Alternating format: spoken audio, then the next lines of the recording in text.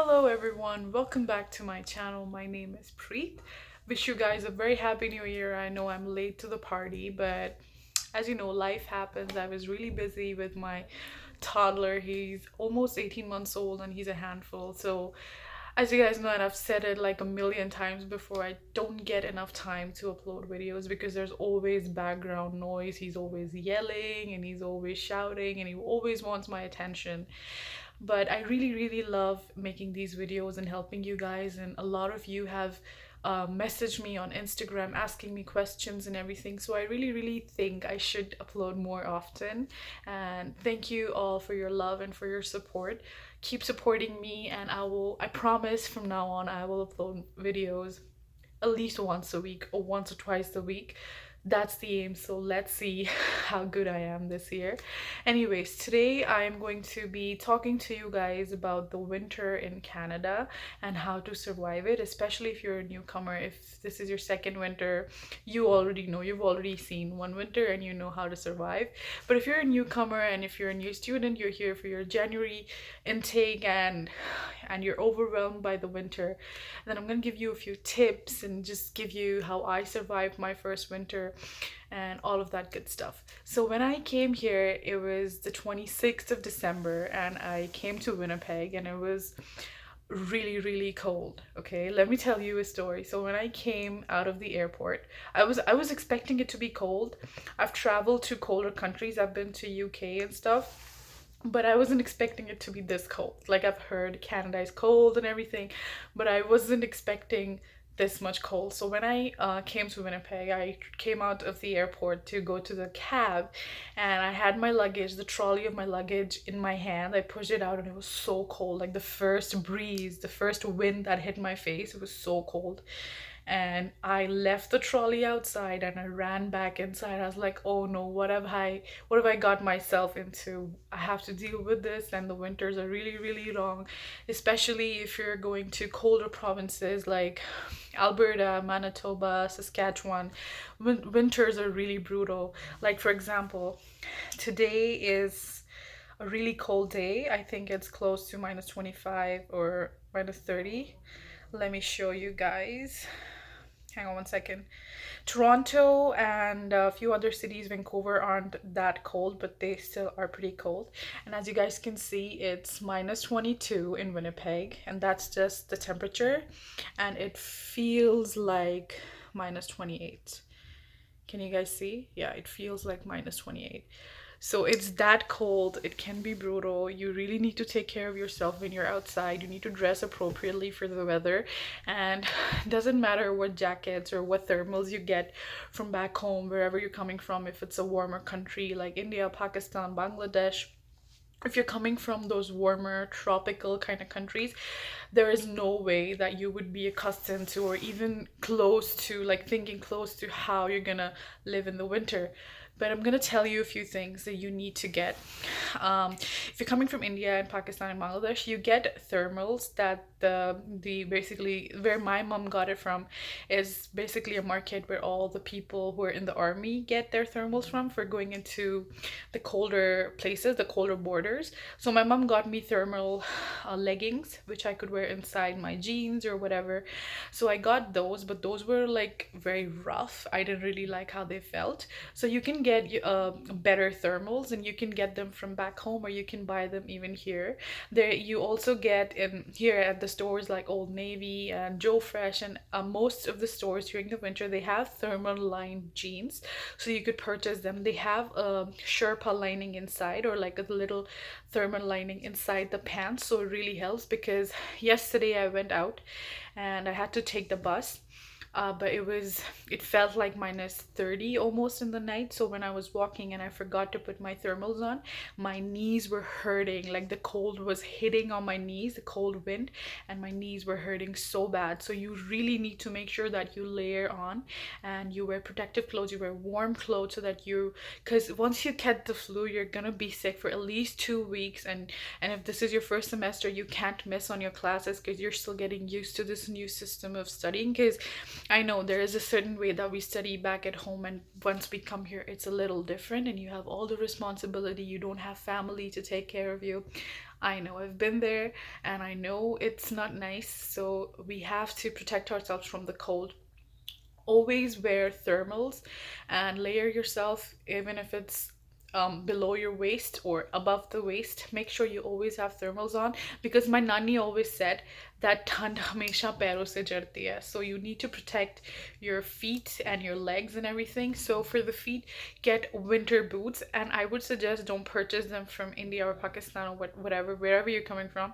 I know India has woodland and it's pretty close to timberland, but the soles aren't meant to be used in snow. You know what I mean? Like the soles break off and whatnot, it gets wet. So there's a lot of different price ranges. Whatever is in your budget, you can choose winter shoes, but get them from here when you come here, because you'll know what you need, because the roads are slippery as well. 'Cause they have black ice, and if you don't have your car and if you're going to take public transit, you need really good shoes because you're on your foot a majority part of your day. So yeah, you need to get good winter shoes. Get really thick socks. You don't need to wear thermal socks because the winter shoes have some amount of lining and some heating inside of it. So you need to get thicker, longer socks, not the ankle length socks. You need to wear longer socks. So make sure you guys have that, and you have your thermal leggings under your jeans, or you have jeans that have thermal lining on it. And then above, you need to protect the chest area because you might get a cough, you might get pneumonia because of the cold. You really, really need to be careful. So have a full sleeve shirt or t-shirt, have a full sleeve shirt on, put a pullover, have a hoodie or a sweater, and have a really thick jacket. And even if you get other things from back home, I really, really suggest you guys get your jackets from here. They're not really expensive. A lot of the times there's a lot of sales going on. You get good jackets for good prices. So please, I request you guys buy your jackets from here. Don't get them from back home because they are not gonna work. It doesn't matter how good or how expensive of the jacket you get, it is not gonna work here. My husband got a jacket from UK and it was a super dry, and the thing just tore because of the cold. It really freezes. The jackets need to get used to, like, they need to be meant to be worn in these cold conditions because it's really, really cold. It's not easy. Like, your eyes are frozen, your eyelids get frozen, your nose gets frozen. So you really need to make sure you have a good jacket, and you need to protect your throat area. So you need to have a muffler on or something that you can wrap around your neck and protect your neck area. And then you need to, if because there is wind chill, that means when the wind is really fast, it gets really cold. So people who have sinus or who are easily prone to getting colds, they need to protect this part of their face. So you get I don't know what they're called. They're woolen, and you can, those are like little bandanas you can put around your face, cover your nose, cover your mouth, because so that you protect your face, your mouth and the nose from getting cold air inside. Because if you're someone like me who has sinus problems, sinusitis issues, cold wind is the worst. I get really, really bad headaches after I come back home if I've been in cold for very long without covering my nose and mouth. So please have that as well. Good hoodies, I mean good beanies that cover your ears and your head. Those are really expensive as well. Really important. I mean really important as well. So make sure you guys have those, or you can just get the earplugs like that cover your ears. Those are really good as well. If you don't want to put something on all over your head, you can just get those big, they look like big headphones basically, but they're just to protect your ears from the cold. That is a really good really good, really good thing to get as well. And not just the outer, not just the outer stuff like clothes, whatever. Your diet needs to be um adjusted to the cold weathers, because you need to take in a little bit more fat in your diet. Drink more milk, have ghee in your food. I also use turmeric in my milk in the night. I have it, I give it to my husband and my baby.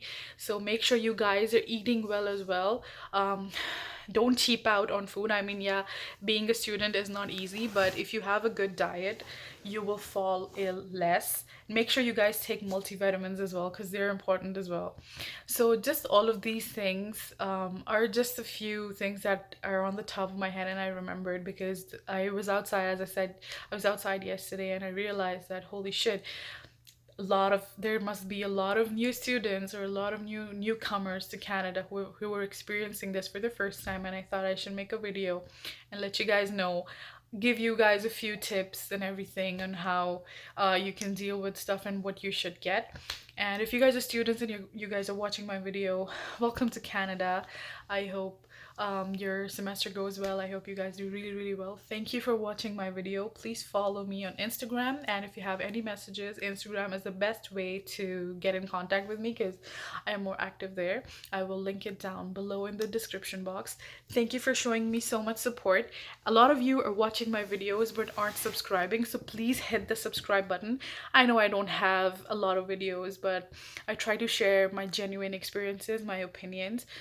I am not a professional, like a consultant or anyone, but I genuinely have your best interest at heart and I will try to help you as much as possible. So, yes, please do subscribe to my channel and please hit the notification, like the bell icon as well, so that you get notified when I upload next, which will be soon. And I promise that there will be at least one more video this week. Thank you so much for watching my video, and I will see you guys next time. Until then, bye bye.